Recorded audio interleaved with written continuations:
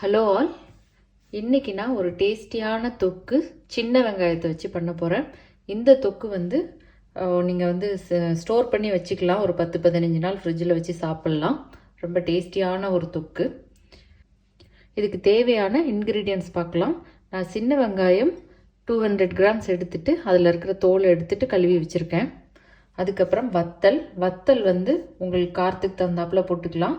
நான் வந்து காரம் கம்மியான காஷ்மீரி சில்லி போடுறேன். ஏன்னா காஷ்மீரி சில்லி கலர் நல்லா இருக்குன்றதுனால காஷ்மீரி சில்லி போடுறேன். நார்மல் வத்தலாக இருந்தாலும் ஓகே. அதுக்கப்புறம் புளி. நீங்கள் வந்து ஊறுகாய் மாதிரி இதை பண்ணணும், ரொம்ப நாள் இருக்கணும் அப்படின்னா புளி வந்து இன்னும் கொஞ்சம் கூட சேர்த்துக்கலாம்.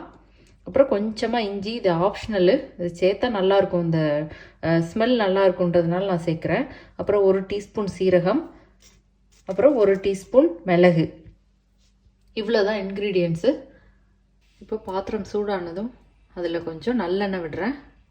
இதில் கொஞ்சம் 2 டேபிள் ஸ்பூன்லேருந்து 3 டேபிள் ஸ்பூன் வரைக்கும் நல்லெண்ணெய் விடலாம். இது வந்து தொக்குன்றதுனால கூட கொஞ்சமாக எண்ணெய் விடுறோம். இல்லாட்டி நீங்கள் சட்னி மாதிரி பண்ணுறதா இருந்தால், அப்பமே பண்ணி சாப்பிட்றதா இருந்தால் கொஞ்சம் கம்மியாக கூட சேர்த்துக்கலாம். இதில் நான் ஆனியன் போடுறேன் ஃபஸ்ட்டு.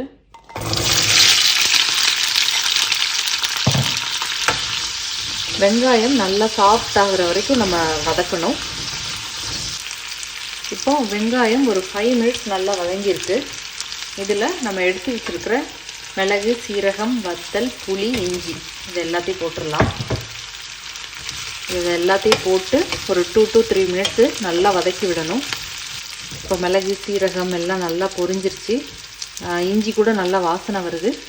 ஒரு 2 to 3 மினிட்ஸ் வதக்கினா கரெக்டாக இருக்கும். நம்ம இப்போ இதை ஆஃப் பண்ணிடலாம். இது நல்லா ஆறுனதுக்கப்புறம் இதோட உப்பு சேர்த்து நம்ம அரைச்சி எடுத்துக்கணும்.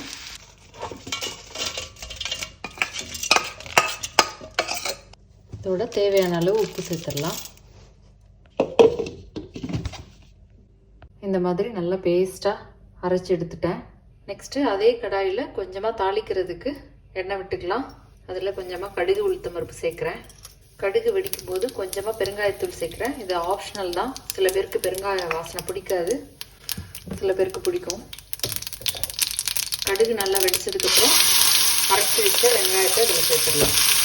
ஏற்கனவே நம்ம வெங்காயத்தை நல்லா வதக்கிட்டதுனால ஒரு 5 மினிட்ஸு ஸ்லோ ஃப்ளேமில் வச்சுட்டு இந்த மாதிரி நம்ம வதக்கினா போதும். இது வந்து 1 மந்த்துக்கு மேலே நீங்கள் ஸ்டோர் பண்ணணும்னு நினச்சிங்கன்னா இன்னும் கொஞ்சம் எண்ணெயை விட்டு புளி கொஞ்சம் ஜாஸ்தி சேர்த்துட்டு உப்பும் கொஞ்சம் ஜாஸ்தி சேர்த்தோன்னா தாராளமாக 1 மந்த்து நல்லா வரும். நல்லா நம்ம எண்ணெய் வெளியில் வர்ற வரைக்கும் நம்ம அதை வதக்கணும். இப்போ வெங்காயம் வந்து நல்லா வதங்கி ஒட்டாமல் இந்த மாதிரி வரும். நீங்கள் உடனே சாப்பிட்றதா இருந்தால் இவ்வளோ தூரம் நம்ம வதக்கணும்னு அவசியம் இல்லை. லைட்டாக ஒரு 2-3 மினிட்ஸ் வதக்கிட்டு அப்படியே நம்ம எடுத்து சாப்பிட்லாம். இல்லைன்னா நீங்கள் ஸ்டோர் பண்ணணும், இதை எடுத்து நிறைய குவான்டிட்டி பண்ணுறீங்க அப்படின்னா இந்த அளவுக்கு நீங்கள் வதக்கி எடுத்து வச்சாதான் அது வந்து கெடாமல் இருக்கும். இப்போ நம்ம இதில் ஆட் பண்ண எண்ணெய் எல்லாம் வெளியில் வர ஆரம்பிச்சிருச்சு. ஒட்டாமல் வருது. இந்த மாதிரி ஒட்டாமல் வரும். இப்போ நம்ம ஸ்டவ் ஆஃப் பண்ணிடலாம். இப்போ ரொம்பவே ஈஸியான டேஸ்டியான வெங்காய தொக்கு ரெடி ஆயிடுச்சு. இது வந்து இட்லி, தோசை, சப்பாத்தி, ஈவன் ரைஸோடு கலந்து சாப்பிட்றதுக்கு அவ்வளோ டேஸ்ட்டாக இருக்கும். நீங்களும் இதை மறக்காமல் செஞ்சு பாருங்கள். Thank you all.